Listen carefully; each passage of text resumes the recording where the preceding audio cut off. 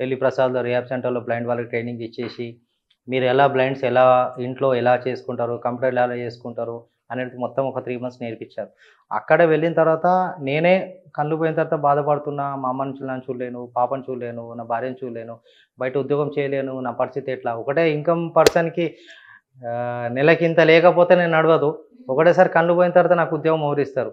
అని పోయి అక్కడ జాయిన్ అయిన తర్వాత అక్కడ పిల్లని చూసి నాకు చాలా బాధ అనిపించిందమ్మ. నిజంగా చెప్పాలంటే ఒక 3 సంవత్సరాలు, 4 సంవత్సరాల నుంచి బై బర్త్ ఉండి అక్కడ ఆల్మోస్ట్ ఒక 20-23 ఇయర్స్ పిల్లలు దాకా ఉన్నారు.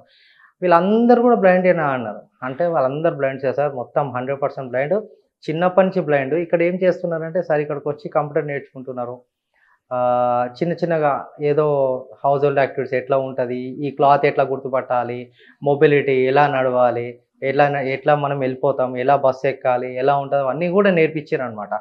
సో, కొంతమంది ఎంత చదువుకున్నా కూడా లిటరల్లీ అంటే ఒక బ్రెయిల్ నిజంగా చెప్పాలంటే మాకు దేవుడంటే ఆయన్నే ఇగ అన్నట్టు. ఇప్పుడు నేనంటే నార్మల్‌గా ఉండించి ఈడికొచ్చాను కానీ బై బర్త్ నుంచి మీరే చూసే ఉండొచ్చు. మనం రాయంది చూడ రా మనకి చదవంది, రాయంది మనం పాస్ గాం. కానీ అట్లాంటిది పాపం బ్లైండ్స్ పాపం వాళ్ళు ఒక బ్రెయిల్ సార్ తోటి ఒక ఇప్పుడు చాలా సంవత్సరాల నుంచి అతన్ని ఎడ్యుకేటెడ్ కనిపెట్టాడు. ఒక 6 చుక్కలతోటి ఒక లిపిన్ కనిపెట్టి, ఆ 6 చుక్కలతోటి ఎడ్యుకేషన్ ఎలా నేర్చుకోవాలని జెప్పి, ఆ స్ఫూర్తితో ఈ పిల్లలందరూ కూడా ఇవాళ గ్రాడ్యుయేషన్స్, పోస్ట్ గ్రాడ్యుయేషన్ జేసి గ్రూప్ 1, గ్రూప్ 2, గ్రూప్ 3, గ్రూప్ 4లో క్వాలిఫై వాళ్ళున్నారు ఇట్లా.